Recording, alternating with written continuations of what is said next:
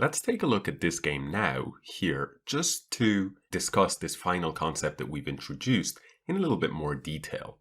Right, so here it's black to move, and white has an immediate threat, right, which is to capture the bishop on f5. But black, instead of moving his bishop, he plays the move bishop to b4. So what is the point with this move? Well, if white captures the bishop, we see that this knight right here, it's attacked once and it's only defended once. And remember, we've already said that those situations are especially dangerous. Now, after bishop takes knight, queen takes bishop, well, what was the very first topic that we discussed was king safety. And specifically we said, is it generally safe or unsafe? Well, in this case, we can see that white's king is pretty safe, has a full pawn cover and a strong bishop defending it, but it can be checked. So black here would play knight e2 check and win the queen, which is in fact undefended. Not that it would matter, even if the queen was defended, it's such a high value piece that black would still be very happy with this. So we see black's nasty idea. What he wants to do is he wants to use this poorly defended knight on c3 to lure the white queen onto the c3 square. And from the c3 square, it will be very, very vulnerable to the d4 knight. Because once again, we have this e2 point. The queen is a sitting duck relative to this knight on d4. Notice, however, how in the original position with the queen on b2, the queen is actually very, very safe against the knight on d4. And the reason for this is because it will take a very long time for the knight to attack a queen when they are arranged in this way. They are on a 3-square diagonal, the knight on one end of that 3-square diagonal, the queen on the other. It'll take at least 3 moves, 1, 2, 3, or 1, 2, 3, before the knight can land on any square from which it can target the white queen. However, in the case of a queen on c3, as we saw in this example right here, if now queen takes c3, the knight is only 1 move away from targeting the queen. And especially with the king on g1, we can see that it's game over. If the king was on h1, it would be an entirely different story. So we see this sitting duck syndrome occurring here for white. So of course, white saw this in the game. This was a game between two master level players. And after bishop to b4, he decided he would jump onto d5 because from there we see another situation. The knight is able to fork the queen and the bishop. In fact, he did not play this move, but can you see why he wouldn't play such a good move? I mean, after all, if black moves his queen away, then notice how the rook is undefended. The knight is not undefended, but notice how many times it's being attacked? Once. How many times it's being defended? Once. And so if you add an attacker with a move like bishop to e3, we see that that knight will soon fall. And notice how it is pinned. Very similar to how with a knight, earlier on, if we go back in this position, queen takes e3. The queen and the king were very badly arranged relative to this knight. Similarly, the knight and the rook are not well arranged relative to the queen, and this knight and the queen would also be very vulnerable to a bishop that can go on e3, not to mention a bishop that could go to b2, because they are on the same diagonal. So let's return to our position. Now, here we had said if queen to c5, then bishop to e3, and white is simply winning because all of his pieces are sitting ducks here on dark squares. Even the bishop is an easy target. And yet, black actually has a very strong position here. He has a winning position if he can find a tactic. And the move is rook d takes d5. The idea is that after white recaptures, black will now play the move bishop to c3. Now, remember the last time that he played the move bishop to c3, it was capturing a knight. This time around, there is no knight on c3, and yet he still plays that. And the reason is very clever. If white captures the bishop, then knight e2 check. Notice again, you've stepped onto a sort of mined square. You have to be very careful. And if instead you go queen to a3, then black collects this rook on b1, and we see now the point of this move bishop to c3, that the queen, which was on b2 and therefore could have captured the bishop on b1, can now no longer capture that bishop. So white is losing a full rook instead of just an exchange. And once again, we should focus our attention on the fact that this rook was attacked one time and defended only one time. And as I say, when you see those situations, either your opponent has an undefended piece or a loose piece like this one, a badly defended piece, or a little bit frail situation, fragile situation, you should pay special attention to those situations because many times tactical opportunities will be contained in those kinds of positions. Bishop to c3 here being a very flashy example. So in fact, what did white play after bishop to b4? He didn't play knight to d5, he saw all of this, and he went knight to a4 instead. Now the game continued on. After queen b5, he then recaptured the bishop, and the game continued on for a few moves. We will fast forward and show another key moment of this game. So here we are in this position, and as you can see, black has actually managed to win white's queen. But in fact, if you look at the material count, white has gotten so many pieces in exchange for that queen, he has a rook and two bishops, that white is actually completely winning here. But let's show a nice example of this final point. Now, we've been talking about more than only this point because in chess everything is incredibly interconnected.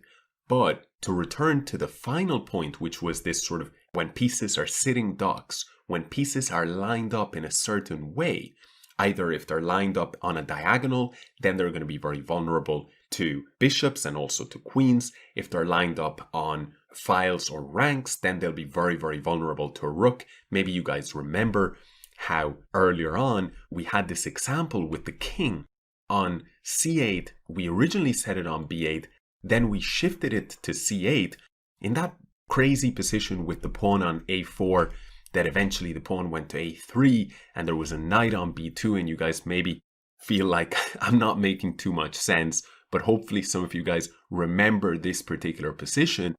And we had one variation in it where just by changing the king so that it was on the same file as a bishop that lay on c4, in that example, just by placing the king on c8 and the bishop on c4, we suddenly allowed white the winning move of rook to c1, right? Because the pieces were lined up on a file. And if the example itself, you can't recall it, that doesn't matter. All that matters is that we note that pieces on a file or on a rank are going to be especially vulnerable to rooks. Pieces along diagonals are going to be especially vulnerable to bishops. And pieces arranged sort of in this very unique way, kind of L-shaped way, like multiple L shapes, are going to be especially vulnerable to knights.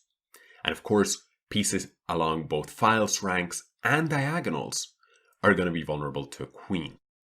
So in this position here, can you see any pieces lined up along a diagonal for black? Well, he has no pieces lined up along a diagonal. We see the queen and the knight are on separate color squares, so they cannot possibly be on the same diagonal, and the king is too far away. Does black have any pieces lined up along a file? No, they're all on separate files. The B file, the E file, the H file. What about a rank? Again, no. the knight is on the 4th rank, the queen is on the 6th rank, the king is on the 7th. However, there is one particular danger situation for black right now. The queen and the king are lined up, vulnerable to what piece? The knight. So white has a knight, and the first thing a strong player will ask himself is, can I bring that knight to g5? And sure enough, the knight is only 2 squares away. So we must consider the move knight to e4. But if we play this move, we have a huge threat, that's for sure.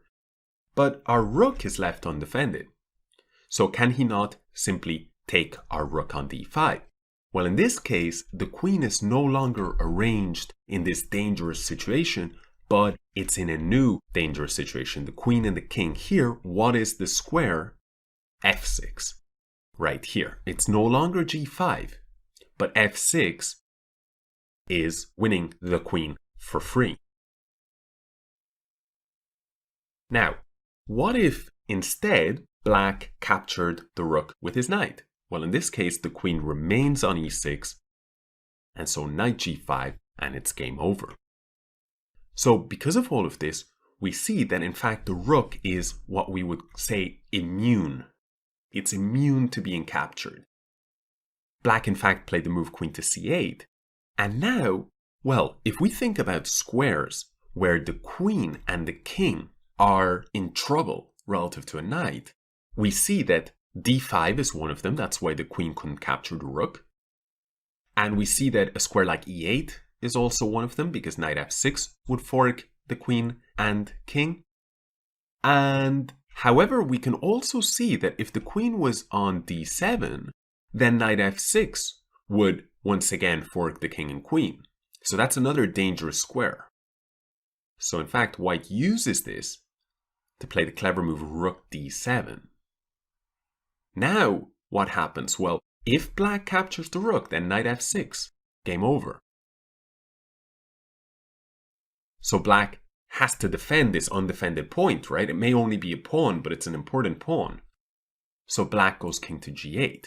And by the way, I should say, why is it such an important pawn? Because it's protecting the king. But now white jumps in with the knight, knight f6 check, and the black king steps away onto f8. Notice how here in this position, the knight and the king are indeed now lined up in the same diagonal. So white used this. It's not even necessarily the best move in the position, but he did use this characteristic to play the move bishop to a3. And if it wasn't for the fact that black has a move such as a5 and can defend the knight, well, the threat itself is very, very strong, right, to capture a free piece. In the game, after a5, white took the knight with check, and here black played the rather bizarre looking move king to g7. You're down too much material, you cannot afford to ignore this bishop on b4. Perhaps black was counting on the fact that the knight is attacked and the bishop is attacked. So there are two attacks. Nonetheless, bishop to e7 would deal with both, and so white would keep his extra piece. We'll see what white did in a second, but I want to show you in this position here after king to f8, bishop to a3, a5, bishop takes b4, why black probably didn't capture that bishop. His concern was the move bishop to d5, and we notice again, this is the best move from a tactical point of view, and it's based on two things. First of all, it's based on a particular type of checkmate pattern, right? White controls the e8 and g8 squares with his knight, and therefore threatens rook takes f7 with checkmate, supported by the bishop.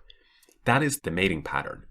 But for our purposes, what we want to look at is the fact that this pawn on f7 in the initial position right here was, as we've talked about quite a bit at this point, was loose. The pawn is defended only one time by the king and attacked one time by the rook. So it's not that well defended. It's not overprotected, for example. and therefore after bishop to d5, there's an immediate, and in this case, crushing threat. Let's see what happened in the game instead. Bishop takes, king now went to g7. And as we have said, white could have played the move bishop to e7. But he did not do so. Instead, he once again used this sitting ducks concept, right? This idea of watching out for how the pieces are arranged and trying to determine if they are dangerously placed, right? So we saw that in the beginning of this with the move bishop to c3. Remember this move, bishop to c3, queen takes bishop. That would put the queen and the king in a bad situation, and then knight e2 check wins the queen. So here now, of course, it's white who's having all the fun, so let's return to the position.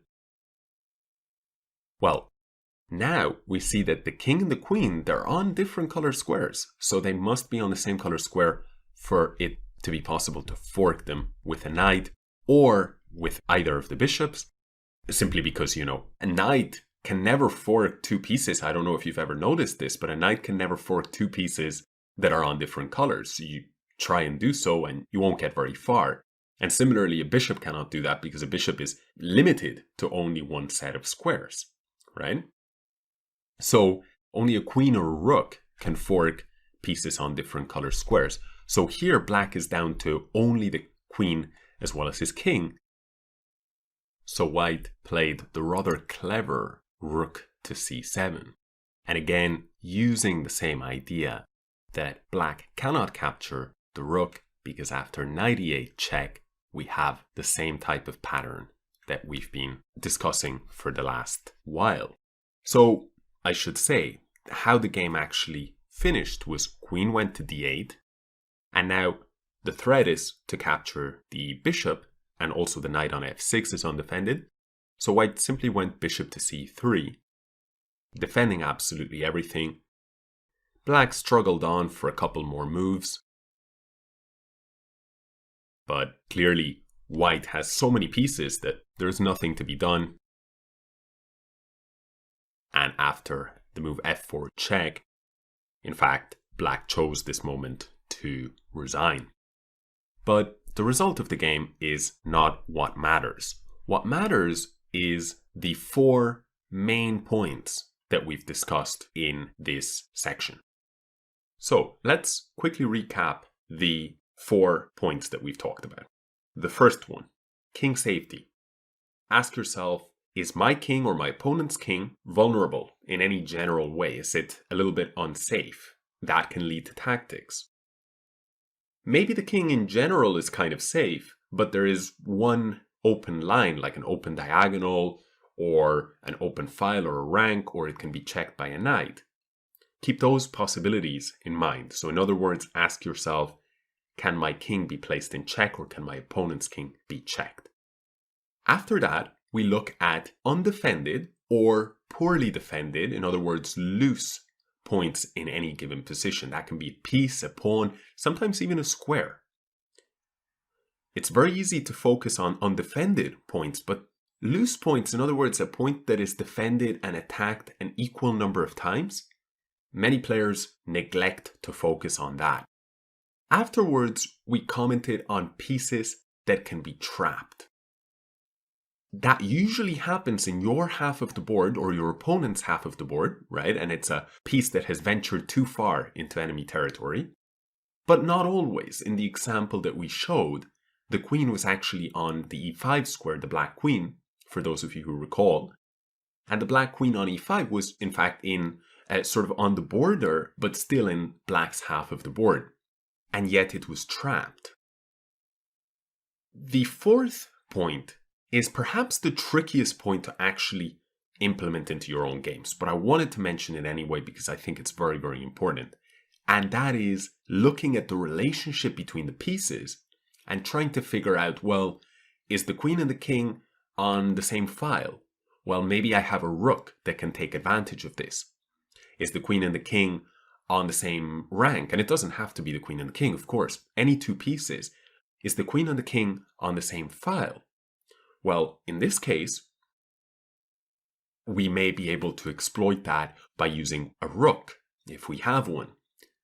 Is the queen and the king, or any other piece for that matter, on the same diagonal? Well, in this case, let's check if we have a bishop or possibly a queen to take advantage of this. And perhaps the trickiest one, and that's why it's good that we focused on this one, is the knight, because of the funky L-shape nature of its movements. But to notice if a queen and king are arranged, or any other pieces arranged in a particular way that can be exploited by a knight, that's also very important. So even in this final position right here, if we notice after the move king takes g5, we see that our knight cannot really take advantage of the placement of the queen and the king, because there are two squares from which it could do so, e6 and f7. Notice how from these two squares the knight would be forking the king and queen. But of course it's too far away from those squares. But a strong player will no doubt still keep that in mind, just in case in the future maybe that'll be relevant. And not only that, not only with the knight, but notice how the king and the queen, they're arranged in a way that both the rook and the bishop could potentially fork them, could attack them. If we could fly our rook to d5, from there it would be targeting the queen and the king. And if we could replace, let's say, move our knight away to d5 and replace the knight with a bishop, then from there it would be targeting the queen and the king as well. So this is what I mean when I talk about pieces being like sitting ducks. In some situations, they will be very easy targets, and in other situations, when they're arranged differently, they will be much more difficult to target with certain pieces, or even impossible to target with certain pieces. As we've commented, a knight cannot attack, or a bishop for that matter, cannot attack two pieces if they're on different colored squares. So that's it as far as this section goes, as far as an examination of the different characteristics of a position that we should focus on when looking for tactics. This is a very, very important topic, and in my opinion, it's somewhat neglected. Very often, people solve tactics. Maybe some of you guys have done a lot of work on tactics books or online tactics, solving puzzles and problems and all of this.